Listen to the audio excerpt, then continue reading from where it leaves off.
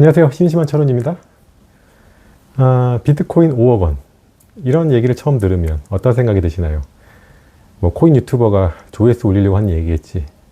저도 그렇게 생각했거든요. 근데 최근에 이제 미국에서 벌어지는 일들, 또 전체적인 시장 흐름을 보면 생각이 조금 바뀌는 부분이 있습니다.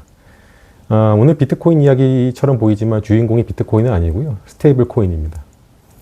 영상을 끝까지 보시면 왜 어떤 사람들은 비트코인 5억 원이 허황된 이야기만은 아니라고 하는지 그 논리를 이해하시게 될 것 같아요. 참 시작하기 전에 질문 하나 드리면요. 여러분 달러를 한 장도 갖고 있지 않은데도 달러를 사용하는 시대가 올 수 있다고 생각하시나요? 오늘 이야기는 바로 그 질문에서 시작합니다. 우리는 늘 가격을 보잖아요. 비트코인이 올랐다, 주식이 떨어졌다, 금값이 최고가다. 하지만 가격은 항상 결과일 뿐이에요. 그 전에 움직이는 게 있죠. 바로 돈입니다. 돈이 먼저 움직이고 가격은 나중에 따라옵니다.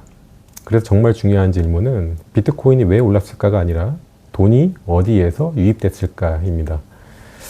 어렵게 생각할 필요는 없는 것 같아요. 스테이블 코인은 쉽게 말하면 디지털 달러잖아요. 달러를 블록체인 위에서 사용할 수 있도록 만든 돈인 것 같아요. 이게 제일 쉬운 표현 같거든요. 예전에는 해외로 돈을 보내려면 은행을 거치고 영업시간도 맞추고 며칠을 기다려야 했잖아요. 근데 스테이블 코인은 인터넷만 연결되어 있으면 거의 실시간으로 보낼 수 있습니다. 돈이 이메일처럼 움직이는 시대가 되는 거죠.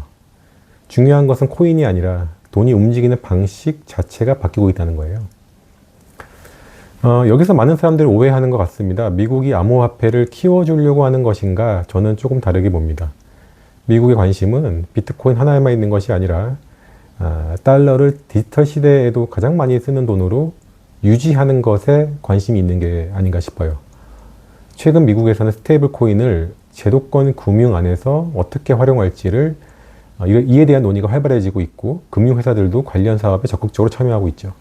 왜냐하면 세상이 디지털로 바뀌는데 돈만 종이와 기존 은행 시스템에 머물러 있을 수는 없기 때문이겠죠.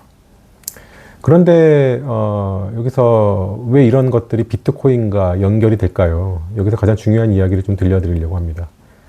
많은 사람들이 스테이블 코인이 늘어나면 비트코인이 오른다고 생각하죠. 조금 다르게 생각하는 부분이 있어요. 스테이블 코인은 비트코인을 올리는 것이 아니라 비트코인을 사기 쉽게 만드는 일종의 인프라라고 생각하거든요. 예를 들면 예전에는 해외 주식을 사려면 환전하고 그리고 뭐 증권 계좌 만들고 절차가 꽤 번거롭잖아요.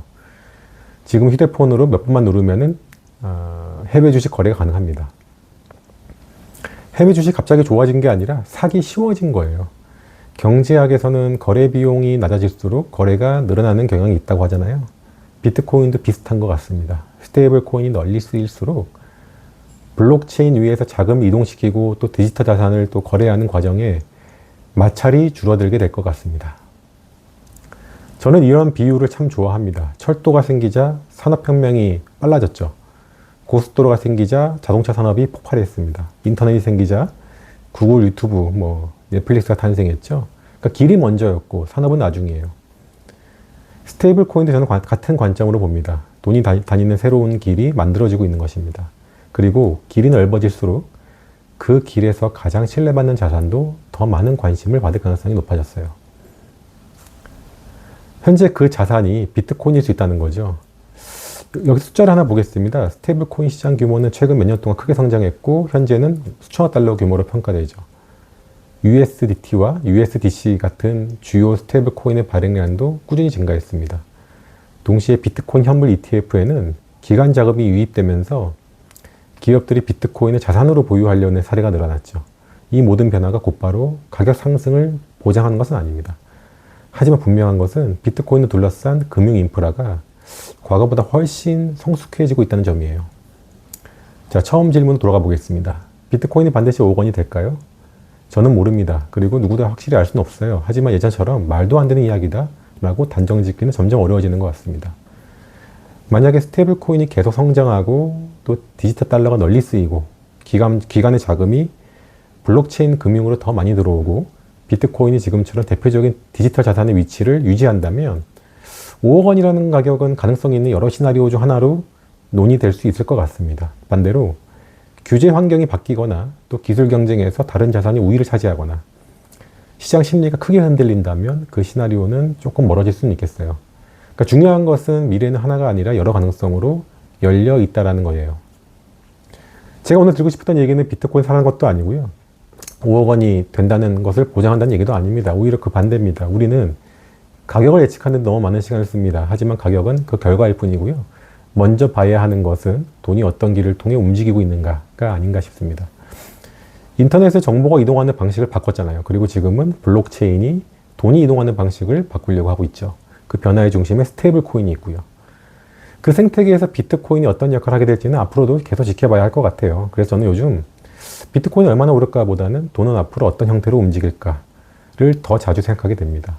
어쩌면 그 질문에 대한 답이 이제 비트코인의 미래 가격보다 훨씬 더 중요한 힌트가 될지 모르겠습니다. 구독을 좀 부탁드리겠고요. 또 여러분의 생각도 또 댓글에 달아주시면 좋겠습니다. 오늘 여기까지 하겠습니다. 감사합니다.